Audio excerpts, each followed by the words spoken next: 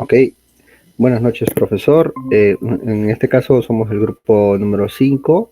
¿Sí? Los integrantes de mi grupo son Hernán Galvez Mendoza, Emeterio Luis Domínguez Medina, Fernando Ismael Fernández Vélez Moro y quien le habla, Ángelo Rubén Guacapaza Ponce.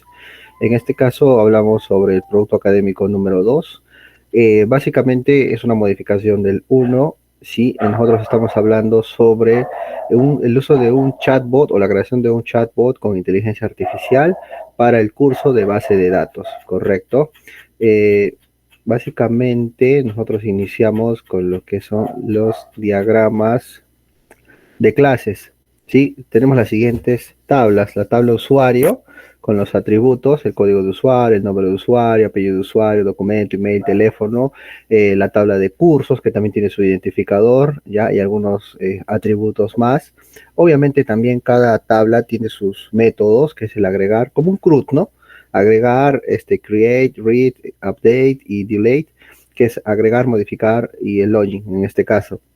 En el curso tenemos muy similares, tenemos la tabla del chatbot, que es el nombre, y el invocar, que es el método, ¿sí? Tenemos que estar relacionado, las preguntas están relacionadas con la tabla curso, también a su vez con la tabla respuesta, obviamente cada uno tiene sus identificadores, pero dentro de la tabla pregunta podemos subdividir en algunas categorías como son el tipo de pregunta, la grabación, el avance del curso y el quiz. Eso es básicamente lo que nosotros sí tomamos, porque cada cierto tiempo tú puedes tener un quiz para evaluar o ver en qué nivel estás en el curso. También, y eso por así decir, es progresivo con el tema del avance del curso y de acuerdo al tipo de preguntas que vas a utilizar para el quiz. Pero también, si es que yo no llego a, digamos, a ver ese tiempo o asistir a la clase, también puedo ver la grabación, ¿no? De las clases y otros recursos más. Ahora, hablemos un poco sobre el diagrama de componentes, ¿no? Tenemos un componente de inicio de sesión de login, el componente del chatbot, el de la ayuda de escritorio, que es la más básica, los trámites, si es que si es que fuera necesario, las consultas, el pago, el curso, el componente de formulario.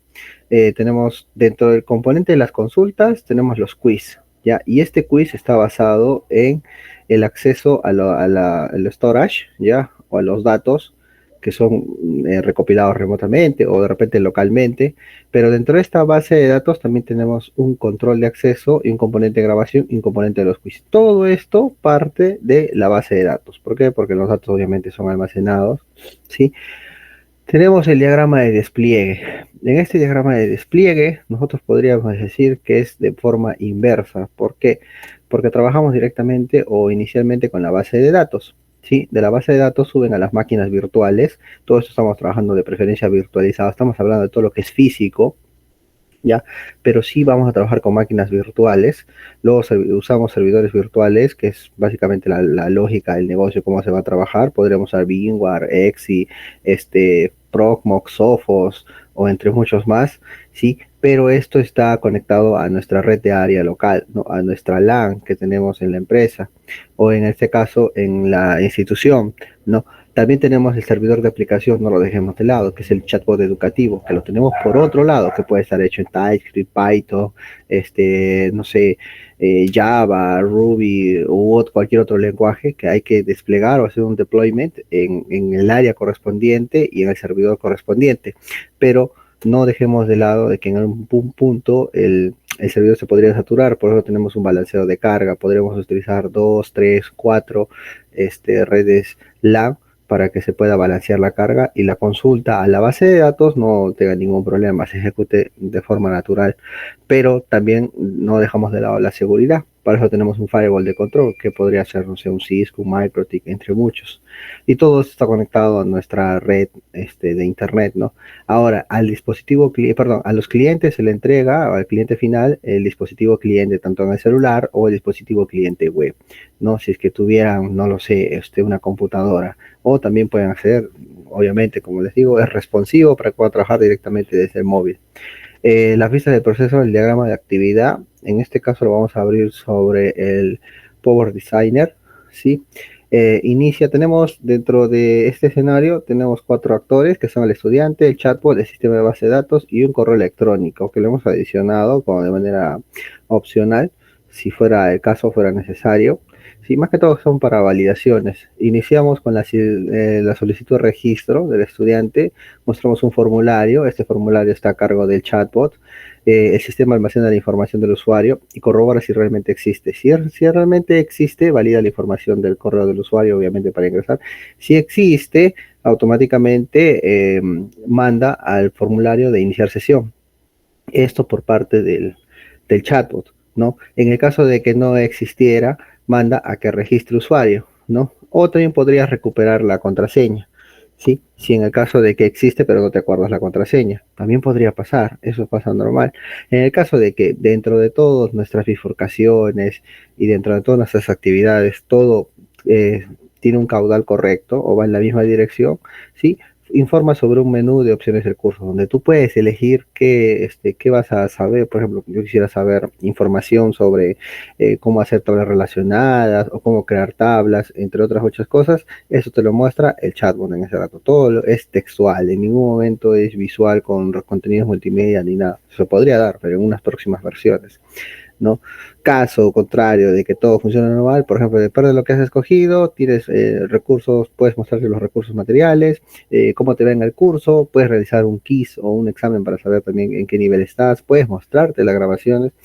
Luego que has escogido una opción a través de esta bifurcación, tienes la información, o bueno, te muestra lo que tú necesitas o la opción seleccionada, y luego de ello regresas al menú. Si una vez que has regresado al menú, tienes la opción, ¿no?, de volver a regresar o volver a elegir las opciones, y prácticamente eso puede ser un bucle. Caso contrario, si al final o una vez completada la información que te ha mostrado no decides hacer nada o simplemente deseas salir, colocas en sí y concluye la iteración. Sí, esta es la parte final, se podría decir, del sistema del chatbot. Sí, a continuación, mi compañero Fernando nos va a hablar sobre lo que sigue en el producto académico. Sí, profesor, buenas noches. Mi nombre es Fernando Ismael Fernández Vélez Moro. En esta parte voy a compartir mi pantalla.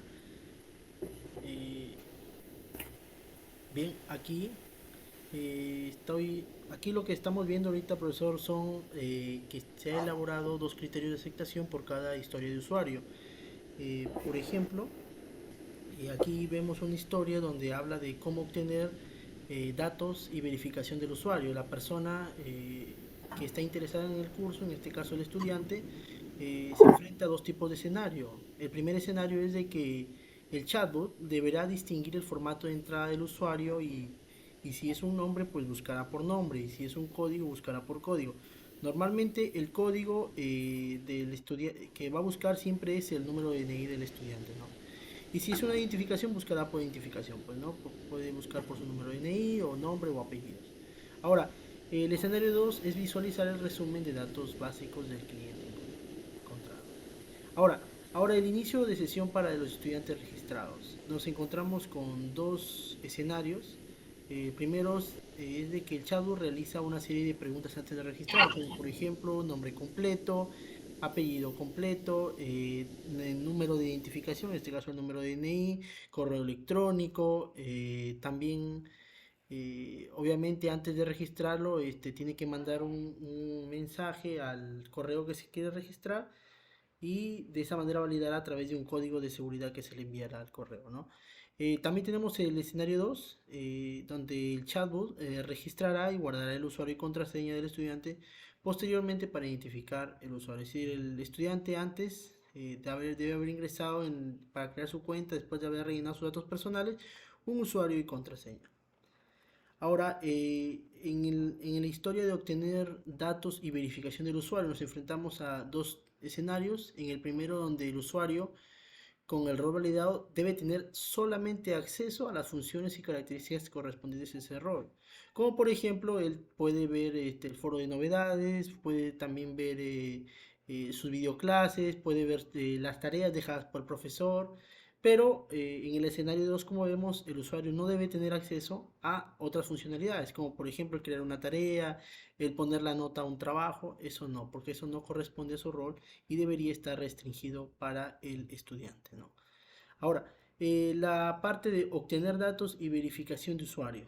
Eh, por ejemplo, nos metamos a otro a otra historia de habla de la recuperación de contraseña. Nos enfrentamos también aquí a dos escenarios en donde el usuario va a solicitar la recuperación, que el usuario que solicita la recuperación sea el titular legítimo de la cuenta. Entonces, para que el sistema y el chatbot pueda validar eso, le va a tener que hacer algunas preguntas de seguridad, como por ejemplo nombre completo, su DNI, su correo electrónico y también va a tener que enviar por correo electrónico alguna clave de seguridad o al número de teléfono que se registró para que pueda confirmar la identidad del usuario, y de esa manera, después de haber hecho todo ello, en el escenario 2 va a enviarle un mensaje al usuario que la contraseña se ha restablecido correctamente y le va a dar acceso a la cuenta. Pero a la misma vez también el usuario en su correo electrónico con el cual fue registrado va a recibir una notificación donde se le informará sobre el cambio, donde aparecerá la fecha y hora, y también alertarlo si en el caso él no haya sido quien haya cambiado la contraseña, es decir, el que se habrá hecho la solicitud de cambio de contraseña, ¿no? Ahora también nos enfrentamos a otra historia donde habla de la exploración del curso. Ahora, no, en el primer escenario es que el acceso se va a lograr mediante credenciales válidas o un proceso de registro claro y sin complicaciones.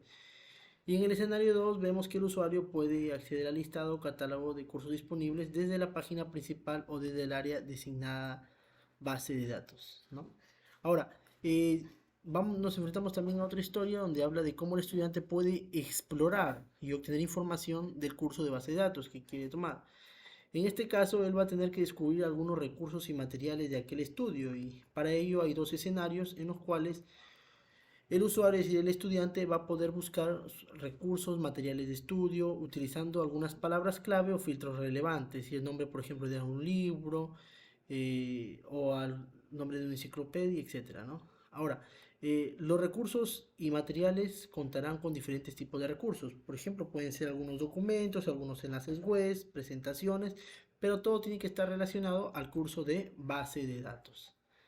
Ahora, también el estudiante va a poder participar en quizzes este, introductorios. Y para ello están dos escenarios en los cuales el primero habla que el usuario o el estudiante va a poder seleccionar un cuestionario y responder algunas preguntas de manera interactiva. Pero también a la misma vez el estudiante va a poder ver los resultados y su desempeño general en el cuestionario una vez finalizado. A la misma vez también otra historia de usuario habla acerca de cómo obtener alguna información personalizada sobre el curso, y aquí hay dos escenarios. En la primera, el sistema va a permitirle al usuario crear un perfil con la información relevante como intereses acerca de un nivel de experiencia o área de especialización. En el escenario 2 vemos también de que basado en información del perfil, el sistema va a generar recomendaciones precisas del curso que se van a ajustar a los intereses y necesidades del usuario o estudiante. También en la otra historia vemos la información que va a obtener sobre las grabaciones del curso. Es decir, el estudiante tiene que tener acceso a la grabación, es decir, las videoclases que el profesor dé, y que deben estar dispuestas para que el usuario pueda descargarlo y pueda pues observarlo, ¿no? Ahí nos enfrentamos a dos escenarios en los cuales las grabaciones deben estar organizadas por sesión o tema y deben facilitar la navegación y búsqueda de contenido.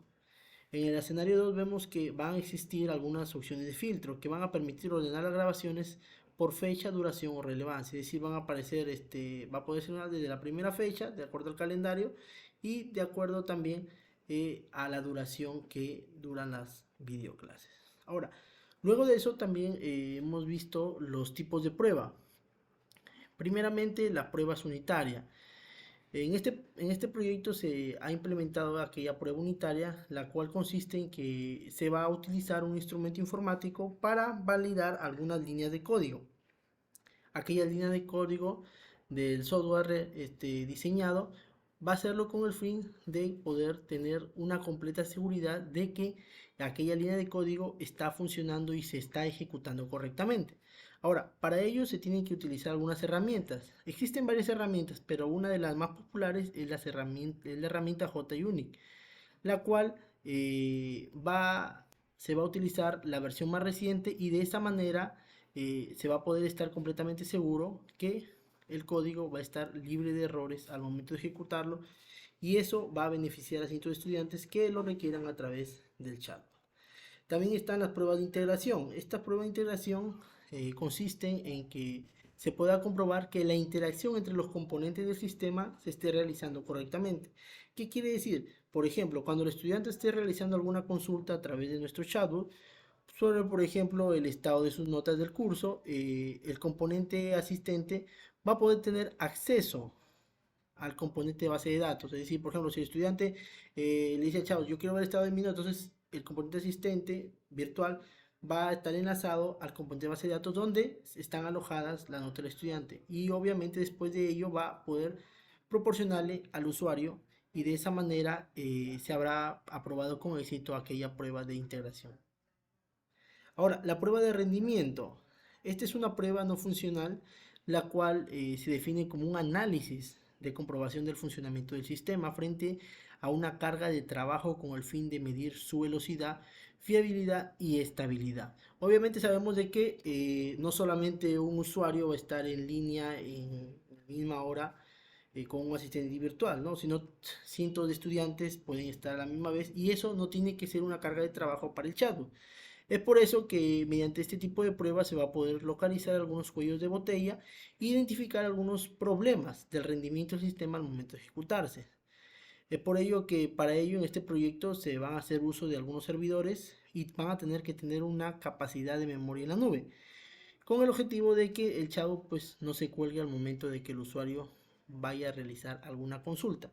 Y además también el chatbot, para que no se sature de tanta información, solamente durarán aquellas conversaciones 3 días. Es decir, las conversaciones que tiene el asistente virtual con el estudiante. De esa manera se va a garantizar que el tiempo de respuesta entre el usuario y el asistente virtual se lleve de manera rápida y correctamente. Ahora vamos a ver la parte de la prueba de campo. En este caso, ya después de haber diseñado el chatbot, se van a hacer algunas pruebas para ver que la interacción entre el estudiante o usuario y el asistente virtual a través del chatbot se realice correctamente o si hay algo que mejorar.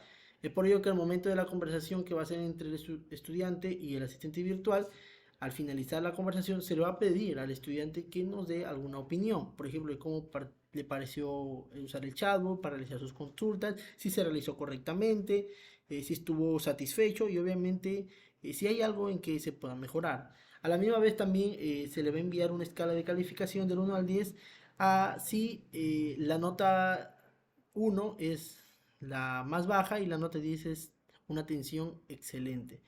De esa manera se va a poder saber que el software está funcionando correctamente. Muchas gracias, profesor.